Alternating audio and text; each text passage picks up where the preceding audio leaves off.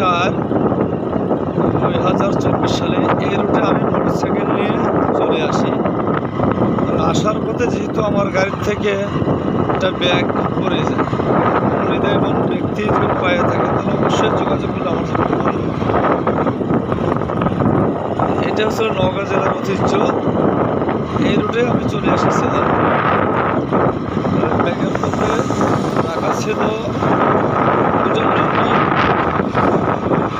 জলপাই কালার একটা লুঙ্গি, একটা চেক লুঙ্গি ছিল, আর একটা লাল গামছা ছিল, সাদা গেঞ্জি,